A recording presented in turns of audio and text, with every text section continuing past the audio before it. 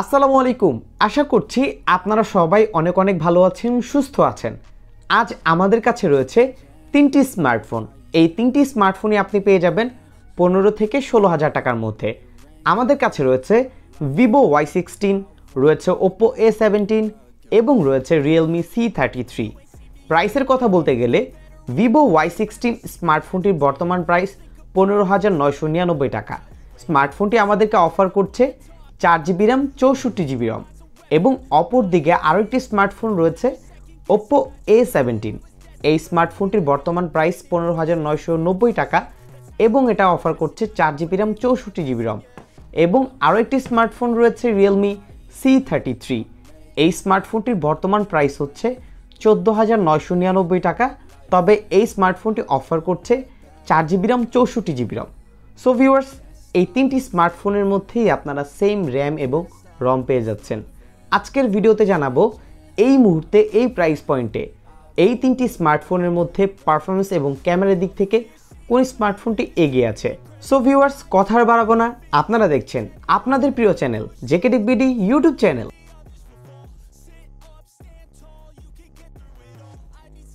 Viewers, প্রথমেই আমরা আলোচনা করব এই তিনটি গুড লুকিং স্মার্টফোনের ডিজাইন এবং বিল্ড কোয়ালিটি নিয়ে। বিল্ডের দিক থেকে তিনটি স্মার্টফোনই প্লাস্টিক বিল্ড বা পলিকার্বনেট ফাইবারের স্মার্টফোন। আউটলুকের দিক থেকে তিনটি স্মার্টফোনের আউটলুক অসাধারণ এবং অলমোস্ট সেম। তিনটি স্মার্টফোনের মধ্যেই আমরা সব ধরনের পোর্টস অ্যান্ড বাটনগুলো পেয়ে যাচ্ছি, তবে ডিফারেন্স রয়েছে চার্জিং পোর্টে। হ্যাঁ, Oppo A17 এবং Realme C33তে ইউজ করা হয়েছে টাইপ বি চার্জিং পোর্ট এবং Vivo Y16 ইউজ করা হয়েছে টাইপ সি চার্জিং পোর্ট। তিনটি স্মার্টফোনেই আমরা সাইড মাউন্টেন ফিঙ্গারপ্রিন্ট পেয়ে যাচ্ছি, যা বেশ ফাস্ট এবং অ্যাকুরেট দেখতে পেয়েছি।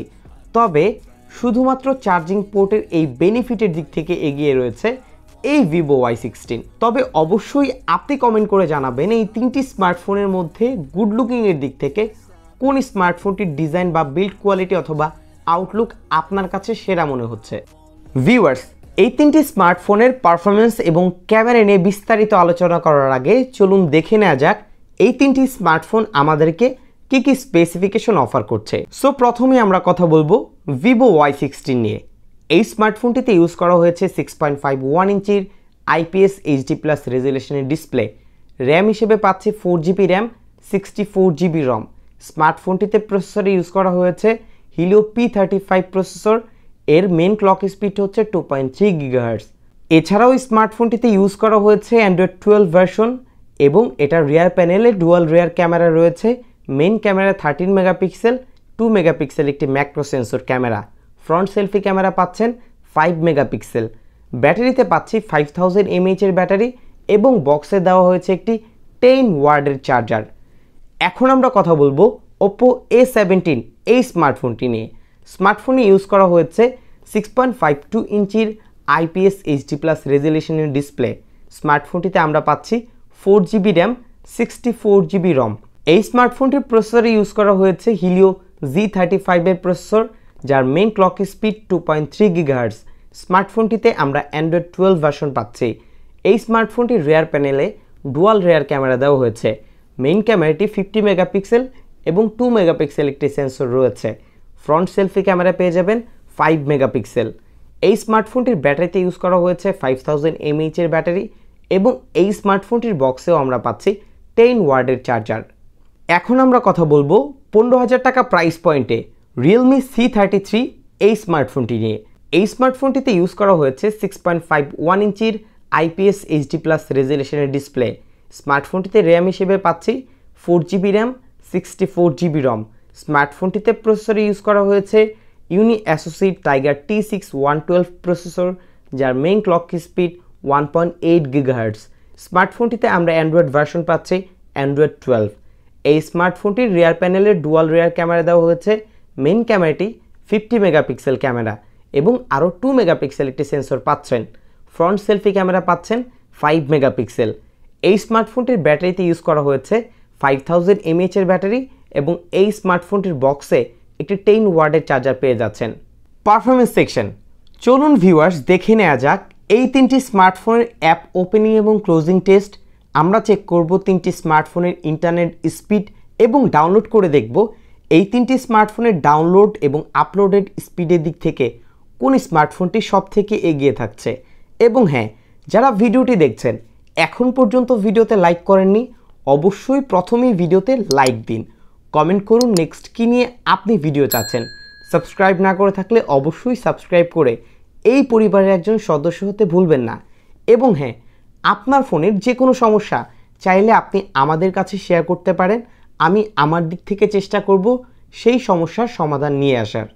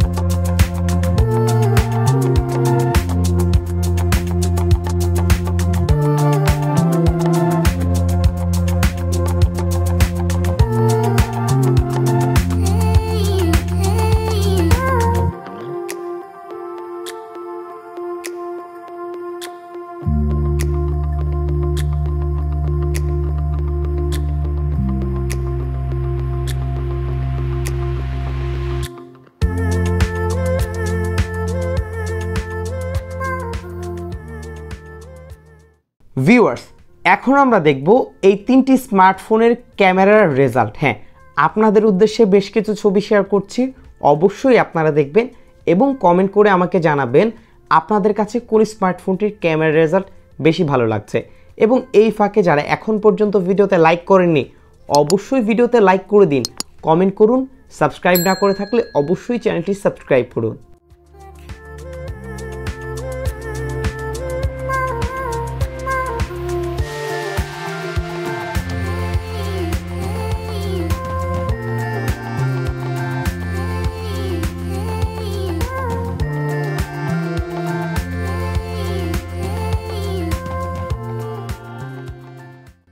ভিউয়ার্স, ক্যামেরার ক্ষেত্রে এই তিনটি স্মার্টফোনের বেশ কিছু ছবি আপনারা দেখেছেন, তবে আমি আমার পার্সোনাল ওপিনিয়ন আপনাদেরকে দিচ্ছি। আমার কাছে বেটার মনে হয়েছে Realme C33।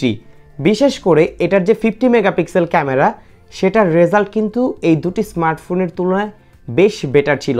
অনেকটাই সোশ্যাল মিডিয়া রেডি পিকচার দিতে পারে, এটার ডিটেল কোয়ালিটিও বেশ ভালোই পেয়েছে। এবং ফ্রন্ট ক্যামেরার কথা বলতে গেলে এটা ফ্রন্ট ক্যামেরার রেজাল্টও অ্যাভারেজ লেগেছে। আপনারা ছবিগুলো দেখেছেন, অবশ্যই মন্তব্য করে জানাবেন আপনাদের কাছে কি মনে হচ্ছে। ভিউয়ার্স, এই তিনটি স্মার্টফোনের বেসিক কনফিগারেশন অথবা স্পেসিফিকেশন সম্পর্কে আজকের ভিডিওতে আপনাদেরকে জানিয়েছি। ক্যামেরা এবং পারফরমেন্স নিয়ে কিছু বিষয় তুলে ধরার চেষ্টা করছি, আশা করছি আপনাদের কিছুটা হেল্প হবে। এবং হ্যাঁ, যদি আমি আমার পার্সোনাল ওপিনিয়ন দিই, সেই ক্ষেত্রে আমি নাম্বার 1-এ রাখতে চাই Realme C33 এই স্মার্টফোনটিকে। বিশেষ করে এটার পারফরমেন্স, রেজাল্ট এবং ইউজিং এক্সপিরিয়েন্স আমার কাছে কিছুটা বেটার লেগেছে এই দুটি স্মার্টফোনের তুলনায়। এবং এটার ফ্রন্ট ক্যামেরা, রিয়ার ক্যামেরাও সেই ক্ষেত্রেও বেশ ভালো ছিল এই প্রাইস পয়েন্টের মধ্যে। তবে এই স্মার্টফোনটির মধ্যেও কিছু ল্যাকিংস পয়েন্ট রয়েছে। সো এটা ছিল আমাদের নাম্বার 1 পয়েন্ট। এবং নাম্বার 2 পয়েন্টে আমরা রাখতে চাই Vivo Y16 এই স্মার্টফোনটিকে। এই স্মার্টফোনটির রেজাল্ট আমার কাছে অ্যাভারেজ লেগেছে। বিশেষ করে যারা সোশ্যাল মিডিয়া ইউজার আছেন, মাল্টিমিডিয়া ইউজার আছেন, আপনার অফিস ওয়ার্কের কাজগুলো চালিয়ে নিতে চান, তারা কিন্তু এই স্মার্টফোনটি দেখতে পারেন। এবং নাম্বার 3-তে আমরা রাখতে চাই আমাদের আরও একটি স্মার্টফোন Oppo A17 এই স্মার্টফোনটিকে। এটার রেজাল্ট আমার কাছে ঠিকঠাক লেগেছে। এটা দিয়েও আপনি সোশ্যাল মিডিয়ার কাজগুলো চালিয়ে নিতে পারবেন, মাল্টিমিডিয়া ইউজিং এক্সপিরিয়েন্সও বেটার পাবেন এবং অফিস ওয়ার্কের কাজগুলো চালিয়ে নিতে পারবেন। তবে স্মার্টফোনটির একটি ল্যাকিংস পয়েন্ট হচ্ছে এই স্মার্টফোনটির ক্যামেরা। এটা 50 মেগাপিক্সেল ক্যামেরা হলেও এখানে আমরা পোর্ট্রেট কোনো সেন্সর পাচ্ছি না। এবং স্মার্টফোনটির ফ্রন্ট ক্যামেরাতেও আমরা যে রেজাল্ট দেখেছি এই দুটি স্মার্টফোনের তুলনায় কিছুটা পিছিয়ে ছিল। যাই হোক, অবশ্যই আপনারা যখন স্মার্টফোন পারচেস করতে যাবেন এই বিষয়গুলোকে চাইলে টেস্ট করে দেখে নিতে পারেন। সো ভিউয়ার্স, এই ছিল আজকের ভিডিও। যদি ভিডিওটির মাধ্যমে আপনি উপকৃত হয়ে থাকেন, ভিডিওতে লাইক করবেন, কমেন্ট করবেন, শেয়ার করতে ভুলবেন না। বিদায় নিচ্ছি আমি জাকারিয়া হাসান পার্থ। আসসালামু আলাইকুম।